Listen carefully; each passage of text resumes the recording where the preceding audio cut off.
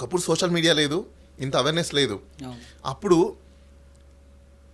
ఏదైతే paper media, print media, electronical media వాళ్ళకున్న 2-3 media channels ఏది చెప్తున్నారో అదే కరెక్ట్ అని నమ్మేవాళ్ళు.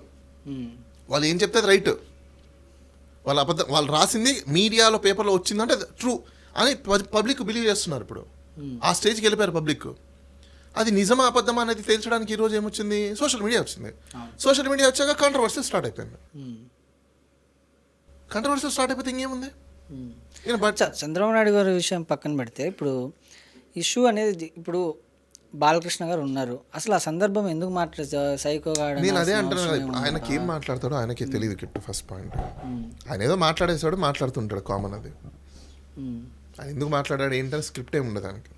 ఓకే, అంటే అసెంబ్లీలో ఉన్నప్పుడు ఆయనకు అవన్నీ అనవసరం అబ్బా. మీరు ఎన్నుకోకుండా ఉండాలి ఆయనని. మీరు మెంటల్ సర్టిఫికేట్ తెచ్చుకున్న వ్యక్తుల్ని మీరు ఎట్లా ఎన్నుకుంటారు? నాకు అన్సౌండ్ మైండ్స్ని ఎన్నుకోవడానికి లేదు, అది చట్టంలోనే ఉంది. మీరు ఎలా ఎన్నుకున్నారు? సో ఇప్పుడు లీగల్గా మాట్లాడుకుంటే ఇప్పుడు ఆయన మాట్లాడిన మాటలు లీగల్గా ఎట్లా వర్క్ అవుతాయండి? అసెంబ్లీలో మాట్లాడుకున్న దేనికి కూడా బయట వచ్చి ఎఫ్ఐఆర్లు కట్టడానికి లేదు. ఓకే, స్పీకర్కి కంప్లైంట్ చేసి, స్పీకర్ కావాలంటే రెఫర్ చేసి కంప్లైంట్ కట్టించవచ్చు. స్పీకర్ చేయొచ్చు, స్పీకర్కి ఒకటే పవర్ ఉంది.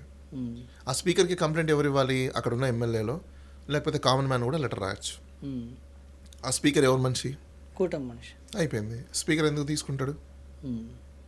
స్పీకర్ ఆల్రెడీ గత గవర్నమెంట్లో సఫర్ అయిన వ్యక్తి గత గవర్నమెంట్ మీద రివెంజ్ తీసుకోవడానికి ఉంటాడు తప్ప న్యాయబద్ధంగా న్యాయంగా చేయడానికి ఉండడు కదా.